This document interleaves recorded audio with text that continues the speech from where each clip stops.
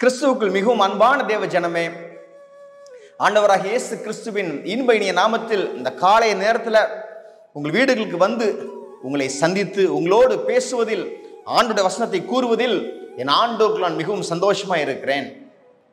ஆண்டவர் இந்த நாளிலே உங்களுக்கென்று ஒரு வசனத்தை வைத்திருக்கிறார். ஹல்லேலூயா! அது என்ன என்று பார்ப்போம் வாருங்கள்.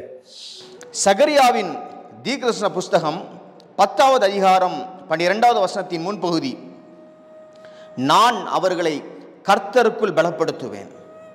ஆண்டவர் சொல்றாரு, அவர் உங்களை கர்த்தருக்குள் தனக்குள்ளே பலப்படுத்த போகிறார். அதுக்கு நீங்க விட்டு கொடுக்கணும். ஹல்லேலூயா! என்ன விட்டு கொடுக்கணும்?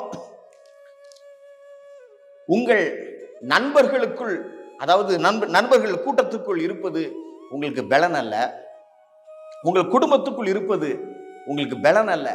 இல்லை என்றால் ஒரு பெரிய அதிகாரி கூட்டத்தோடு இருப்பதும் உங்களுக்கு பலன் அல்ல. ஆனால் கர்த்தருக்குள் இருப்பது உங்களுக்கு பலனாக இருக்கிறது. ஹல்லேலூயா! எஸ். யோவான் 15:4-5 சொல்லுகிறது, என்னில் நிலைத்திருங்கள் என்று ஆண்டவர் சொல்றாரு. நானும் உங்களில் நிலைத்திருப்பேன். கொடியானது திராட்சை செடியில் நிலைத்திராவிட்டால் அது தானாய் கனி கொடுக்க மாட்டாது. அதுபோல நீங்களும் என்னில் நிலைத்திராவிட்டால் கனி கொடுக்க மாட்டீர்கள். நானே திராட்சை செடி, நீங்கள் கொடிகள். ஒருவன் என்னிலும் நான் அவனிலும் நிலைத்திருந்தால் அவன் மிகுந்த கனிகளை கொடுப்பான். எஸ், பாருங்க, ஆண்டவர் என்ன விரும்புகிறாரு? நீங்க அவரோடு ஐக்கியமா இருக்கிறோம். எப்படி ஒரு திராட்சை செடியும் கொடியும் எப்படி சேர்ந்திருக்கும், அது மாதிரி நீங்க அவரோடு சேர்ந்திருக்கணும்னு அவர் விரும்புறாரு. ஹல்லேலூயா! அப்பொழுதுதான் நீங்க அதிகமான கனிகளை உங்க வாழ்க்கையில கொடுக்க முடியும். You can be fruitful only when you abide in him. நீங்க எப்பொழுது கனி கொடுப்பீங்க? அவருக்குள் நிலைத்திருக்கும் பொழுது நீங்க கனி கொடுப்பீங்க. கர்த்தருக்குள்ளா இருங்க. ஹல்லேலூயா! பாருங்க, 1 சாமுவேல் 17:39-40 சொல்லுகிறது, அவனுடைய பட்டயத்தை தாவீது தன் வஸ்திரங்கள் மேல் கட்டிக்கொண்டு அதிலே அவனுக்கு பழக்கம் இல்லாததினால் நடந்து பார்த்தான். அப்பொழுது தாவீது சவுலை நோக்கி, நான் இவைகளை போட்டுக்கொண்டு போகக்கூடாது, இந்த அப்பியாசம் எனக்கு இல்லை என்று சொல்லி அவைகளை களைத்து போட்டு தன் தடியை கையிலே பிடித்துக் கொண்டு ஆற்றில் இருக்கிற 5 கூழாங்கல்லுகளை தெரிந்தெடுத்து அவைகளை மேய்ப்பருக்குரிய தன்னுடைய அடைப்பை பையிலே போட்டு தன் கவனி தன் கையிலே பிடித்துக் கொண்டு அந்த பெலிஸ்தர் சண்டையிலே போனான். இங்கு கோலியாத் நிற்கிறான். எல்லா இஸ்ரவேலர்களையும் பயமுறுத்திட்டு இருக்கிறான். தாவீது வாலிபன் போறாரு.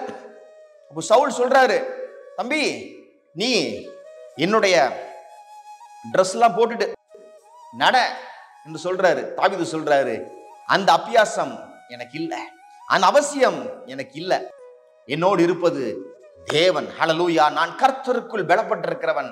நான் எப்பொழுது சங்கீதங்களை பாடுகிற ஒரு மேய்ப்பனா இருக்கிறேன். ஹல்லேலூயா! நான் ஆண்டவருக்குள் பலப்பட்டு இருக்கிறேன். ஹல்லேலூயா! அப்போ அவர் சொல்றாரு, நான் ஆண்டவருடைய நாமத்துல போவேன். ஒரு மனுஷன் கர்த்தருக்குள் இருந்தால் எப்படி தெரிந்து கொள்ளலாம்? கொஞ்சம் எஃபர்ட், கொஞ்சம் ரிசோர்சஸ், அதோடு அவங்க பெரிய காரியங்களை செய்வாங்க. எல்லாம் காஸ்ட்லியா வைத்துக்கொண்டு சிலருக்கு ப்ராஃபிட் எடுக்க முடியாம இருக்கும். ஆனா சிலர் அப்படி அல்ல, கொஞ்சம் தான் அவங்களுடைய முதலீடு இருக்கும், அவங்களுடைய லாபம் அதிகமா இருக்கும். ஆண்டவர் அப்படிப்பட்ட ஜனங்களாய் உங்களை இந்த காலை நேரத்தில் மாற்ற போகிறார். ஹல்லேலூயா! With minimum effort and resources, you are people who will take a profit. அப்படிப்பட்ட ஜனங்களாய் ஆண்டவர் உங்களை மாற்ற போகிறார். கொஞ்சம் ரிசோர்சஸ், கொஞ்சம் முயற்சி, ஆண்டவர் அதை வாய்க்க பண்ணி உங்களை ஆசீர்வதிக்க போகிறார். நடந்தது என்ன? கோலியாத் வீழ்ந்து போனான், தாவீது வெற்றி எடுத்தார்.